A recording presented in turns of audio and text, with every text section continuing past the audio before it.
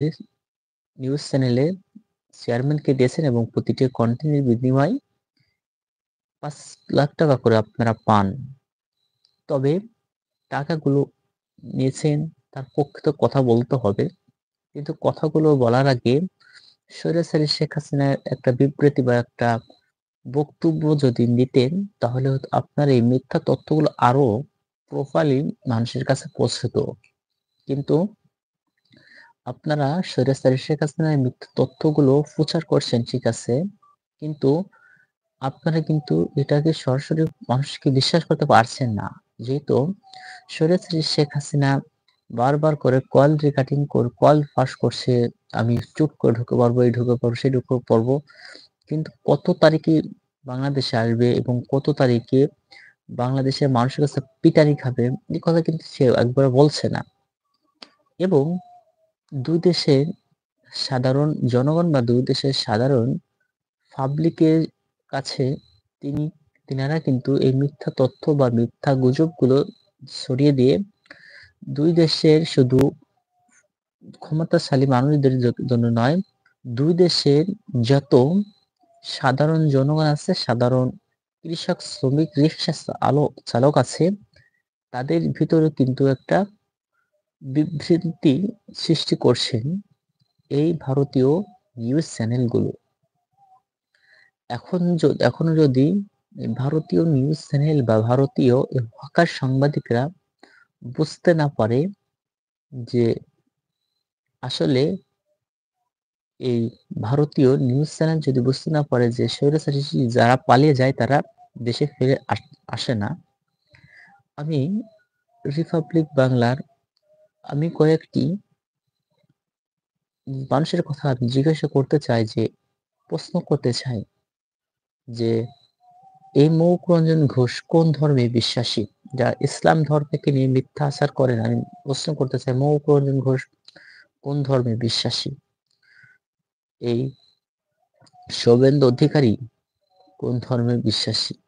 মমতাজ কোন ধর্মে বিশ্বাসী? এই খুনি ফাসিদ বিনায়ী ভট্টাচার্য কোন ধর্মে বিশ্বাসী? এই শিবকে যারা পুজো করেন সে কোন ধর্মে বিশ্বাসী?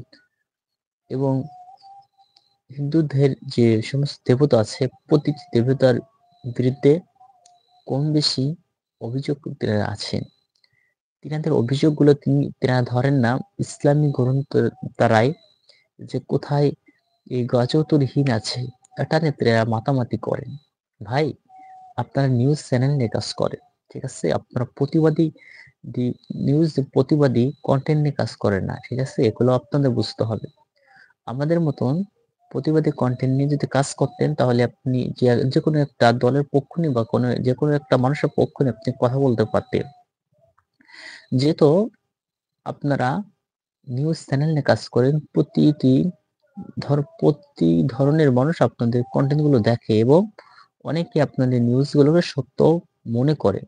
কিন্তু তাদের সত্য মনে করাকে নিয়ে, তাদের বিশ্বাসকে নিয়ে যে মিথ্যাচার আপনারা করছেন, যা মিথ্যা তথ্যগুলো সোশ্যাল মিডিয়ায় প্রচার করছেন, এই মিথ্যা তথ্য প্রচার করলে এবার মিথ্যা তথ্যগুলো যদি সাধারণ মানুষ বা সাধারণ জনগণের কাছে এই মিথ্যা তথ্যগুলো পৌঁছয়, তাতে করে এই সাধারণ মানুষের লাভের চাইতে ক্ষতিগ্রস্ত বেশি হচ্ছে।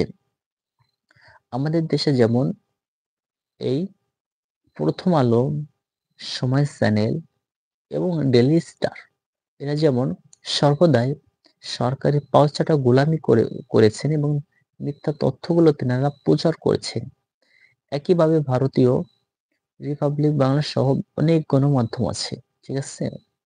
অনেক গণমাধ্যম আছে, এরা সর্বদাই চিৎকার মেরে কথা বলে আর বলে আমি মিন করে কথা বলি না। ভাই, মিন বলে কথা বলেন না চিৎকার মেরে কথা বলেন? কথাগুলো তো আপনার মিথ্যা, কথাগুলো তো সত্যি না। অনেকে আমাদের দেশে একটা ভাষা ইউজ করে, আপনারা যারা আছেন বাংলাদেশ থেকে আপনারা জানেন যে চোরের মায়ের নাকি বড় গলা। ভাই, ভারতীয়রা নিজেরাই অগ্রপন্থী হিন্দু, ভারতীয়রা নিজেরাই সংখ্যালঘুদের প্রতি অত্যাচার চালায়।